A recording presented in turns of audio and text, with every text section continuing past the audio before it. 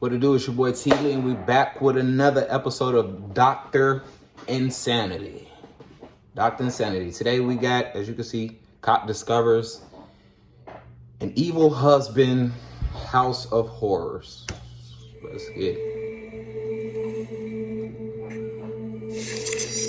911, what's your emergency? Hey, I'm a bus driver and one of my students just passed me a note that says his mother needs help and that his dad is hurting her. Okay, do you have an address? Yeah, they live on, it's the first house when you turn into the neighborhood. Okay, officers are being dispatched now. Can you stay with the child until law enforcement arrives? Yes, I'm just parked outside the neighborhood. I'll stay here. This is what the Las Cruces Police Department were informed of on April 23rd, 2021. Just the night before, Veronica had endured 12 hours of what could only be described as a living hell, all because of her abusive boyfriend, Eric Alvarado. At this point, fearing for her and her children's life, the main thing on her mind was to call the police. But Eric had confiscated her phone and refused to let her leave his sight. However, Eric and Veronica's son still had to go to school. This gave Veronica an idea that would save her and her family's life. Thank God that child was able to go to school, though. Think about it. What about if he would have been like, nah, he can't go to school either, too. You know what I'm saying? Even though that would have raised some eyebrow, like, why he ain't come to school today? Woo woo. But like, think about it. Nobody probably wouldn't have been able to signal the police faster than, you know. So thank God. Can you explain what's going on today? Last night he was cleaning a lot and touching with the pillows. He picked me up. He got my head against the cabinet, and then he's sleeping on top of here. And then my kids were screaming. Yo, and he got a daughter and son, bruh. What's really wrong with man, bro? You get no respect doing that type of shit, bro. He's slamming her, throwing her against the cabinets, bro. Suffocating her with a pillow. It ain't that serious. If it leads up to this, y'all need to just get out. Y'all don't know why are you still stringing her along? You want to be in a relationship, supposedly. Guys that do this, why are you still stringing her along? But you still want to beat on her. Like, I don't understand. Guys will be in a relationship beating on a girl, hate you. Okay, if you hate, if it reached that point of hate and you can't even look at her and everything, you look at her, you get mad, y'all shouldn't even be together. You're never forced to stay in a relationship at all. Just let that be known out there, bro. Because it shouldn't, man, bro. Look at the daughter. Like, you can already tell. She can probably hurt some shit. Veronica is clearly distressed and just thankful that the cops You are can here to definitely save see it her. in her eyes, Fear bro. of her life, she wrote a note behind 12 Eric's back hours? saying that she was in danger and to call 911. She passed this note to her kids in hopes someone from their school would call the police. The note was given to a bus driver who immediately called the Las Cruces Police Department. The cops need to know exactly what happened. Veronica just told them that Eric would have a shootout with the cops if they came, so they know they're dealing with someone either dangerous or delusional. Something they would quickly find out. Are you trying to get away from him, or what happened? I just started doing whatever he asked me. He would even tell me to follow him to the bathroom when he needed the bathroom. He would make me pick up the seat for him. He said, "Are you gonna let me?"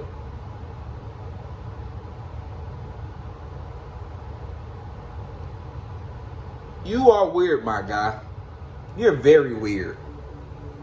And I was just like, Lord, me too. And then when I was crying to my mom, did you really think I would do that? You didn't try to get out, and you didn't forcefully try to keep I was like, I've tried before, and it never works. So I just did quietly, and I stayed up on the bed. I rolled into bed to try to get away, and he would just pull me closer and hug me. But I didn't have a phone to call you guys, so I just only. What happened to your phone? He had to, takes it because he knows that I'm gonna come. Okay, so the marks on your face, was that from you? Damn. To Damn, exactly bro. what Veronica is saying, it's obvious that this isn't just a one-time thing. She's using phrases like, I've tried before and it never works, implying that she'd almost given up trying to escape him.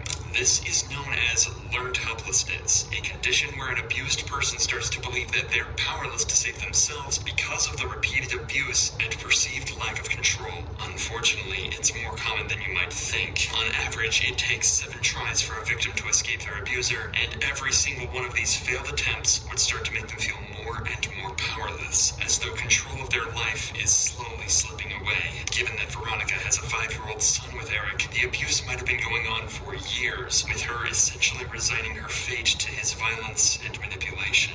If that's the case, then her son's actions should be even more celebrated, finally freeing his own mother from a relentless cycle of abuse. Can you explain to me what happened first yesterday? We were arguing. I think it was just more frustrated because he was yelling at the kids, and then he started to get upset with me. He got upset because I didn't cook, grabbed himself something to eat. Come on, man.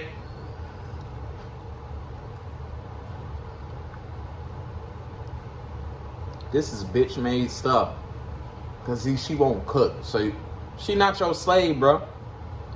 If she not cooking, oh well, go make some your damn self. I'm pretty sure the man got money. You better order some, go grab some food. She not your slave, bro. And this goes out to all the guys that be thinking this way. This man set up, when I get home, dinner better be made. And then, get your lame ass out of here. You sound goofy. Don't get into no relationship so your significant lover could be a slave.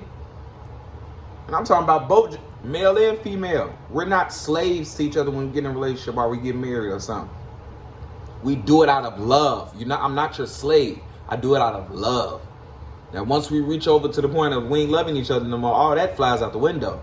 That catering, certain things that you would cater to your supposed girlfriend or boyfriend.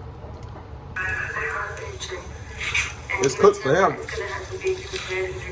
She was getting upset every time I walked out. And then so I came in here all mad talking shit, and I was right there by the microwave, and he slammed it to close it because he had his food in there. I was going to heat it up, and he told me to shut up, and then he got up and pulled me from my hair and pushed my hair toward the cabinet in my head, like when I thought, and he started swollen right here. When I had my eyebrow head right here. Veronica continued to tell the officer about that night's abuse, how he choked her, threw her around, and grabbed hold of her so hard that she couldn't force his hand away to save herself. Yeah, I was holding onto his arm, but he lifted me up because he's so strong. He lifted me up and he slammed me on the counter.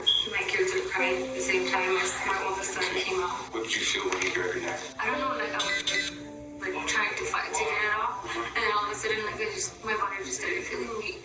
Feeling weak? Yeah, and I just like I felt like I was underwater and I couldn't breathe. And I was just like trying to calm him down. Oh baby, I love you. Please stop.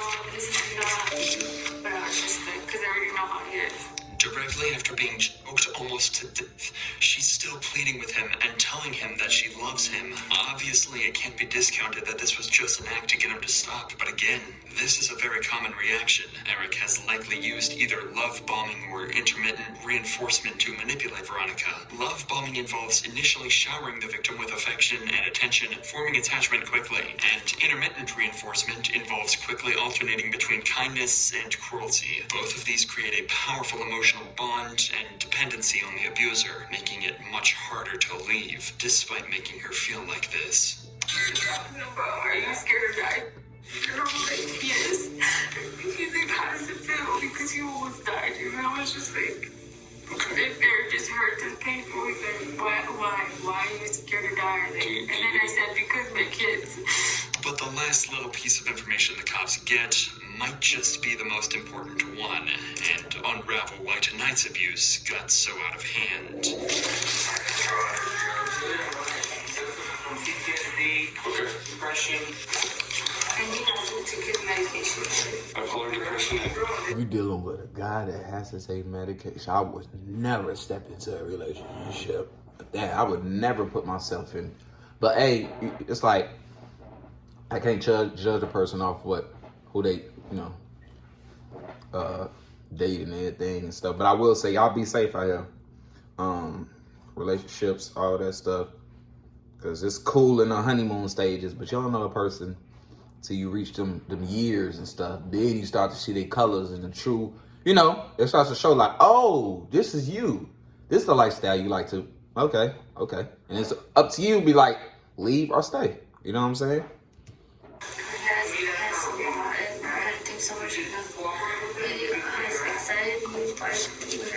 Yeah. So the only thing that set him off was the whole him not having food ready and all that. And no, I was the kid who yelled at my son, and that if anything gets him upset, he gets really upset. Apparently, Eric suffers from PTSD, depression, anxiety, and bipolar. He's supposed to take a litany of meds to keep him stable, but that night, he hadn't taken any of them.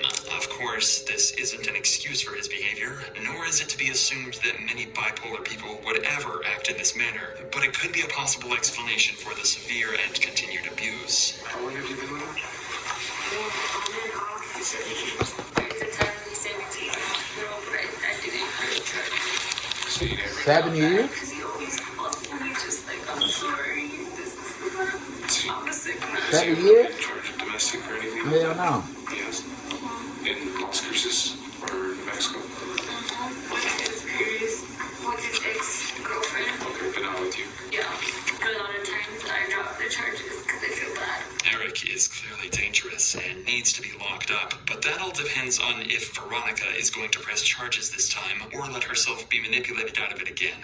But before she can even make that decision, the other cop comes into the room and lets them know that they need EMTs on the scene immediately. When you standing up and you started, I don't know if you were showing, if you was making it. Is that normal? Yeah.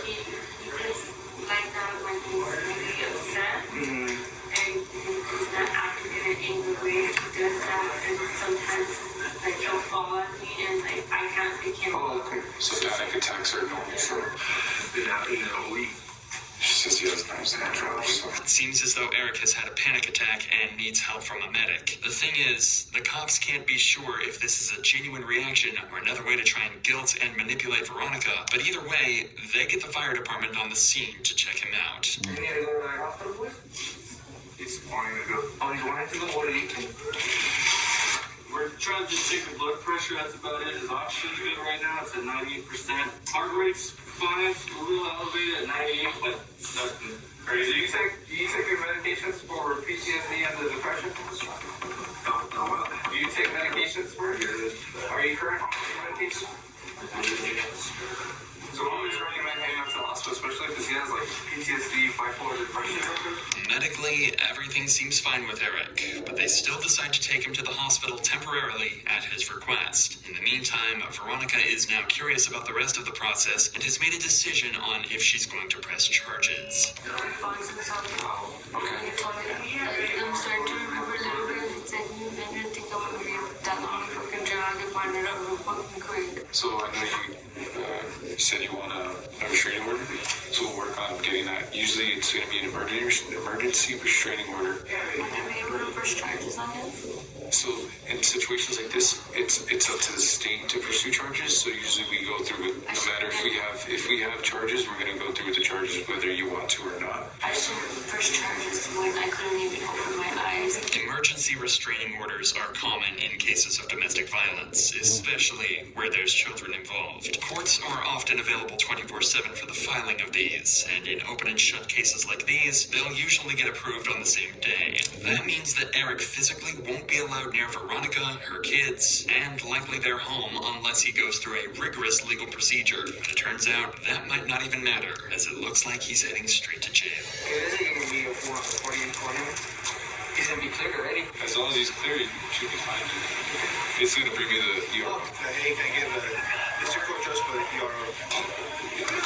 From this point, the officer fills out the restraining order and takes care of some other paperwork and investigation around the house. But the day isn't over for Eric yet. Yeah. Far from it. He was taken to the hospital, but as the officer figured, he was discharged almost as soon as he got there. That meant that it was his turn in the spotlight, and he was handed over to the police, who were going to make sure that he got exactly what he deserved. Stand up, face me. Turn around for this officer. Turn around for him. Yes, bro. Well, before we take you in, alright, you're gonna be placed under arrest, okay? CID is the one that are gonna take you to charges. Unfortunately, I don't know them. So you are gonna be served a Emergency restraining order. I would suggest not contacting her, writing her, going to the house, none of that.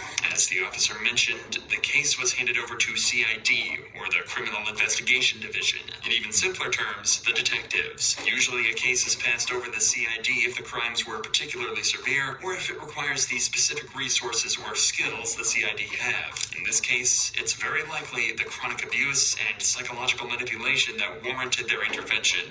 As to truly unpack what happened here, it would require an expert to dig deep and use their skills to figure everything out. That's why less than an hour after he was released from the hospital, he was sat face to face with a detective that was about to grill him for his side of the story. Unfortunately, Eric didn't exactly make that easy, and it ended with him back in handcuffs and on his way to a cell. police department. How you doing?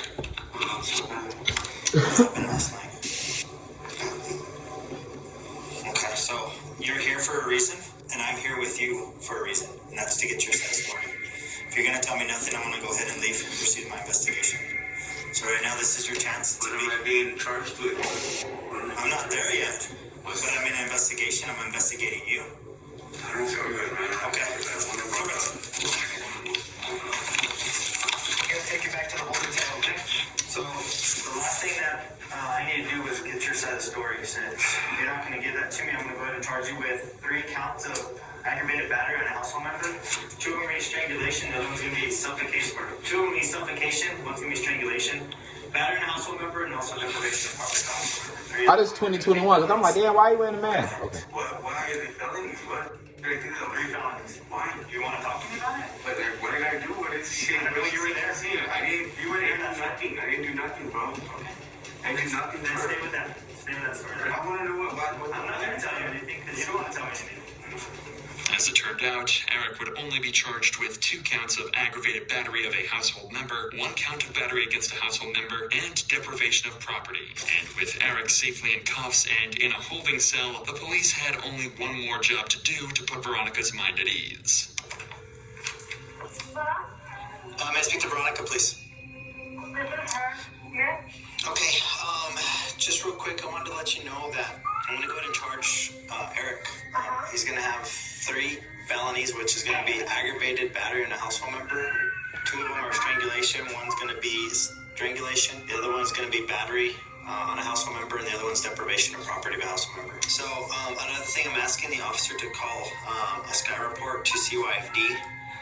Because of what he exposed the children to. They'll probably just reach out to you, ask to see the conditions of the house, make sure that they're suitable for the children. I know because of what happened, but then at the same time, I don't know how to say this. I accept what you're doing, but there won't be any way he can see his kid. There will be, but it's got to be in different terms now. The way you guys had it, it obviously didn't work because look what he's exposing the children to. As of July 2024, Eric Alvarado is still awaiting sentencing and is being held without bond. However, based on his charges and history, it's estimated he'll likely spend up to 8 years behind bars. With intervention and checks by CPS, the children will also receive treatment and care for any trauma or abuse caused by their father, and Veronica will finally be free of the horrific treatment caused by her evil husband. And remember, none of this would have happened Exactly without the son. Veronica's 5-year-old. Hey, shout out to the son. Shout out to the son. We already at the end of this, man. Shout out to the son, man. Shout out to the son. He the biggest hero. He don't even realize what he did. He don't realize he just saved his mama life. He don't even realize that, man. Shout out to him, man. And I appreciate y'all for watching, man. Make sure y'all subscribe. Follow me on all social medias. You already know. Comment below what you think of this. You already know. We're on a road to 100K subscribers, and I'm out.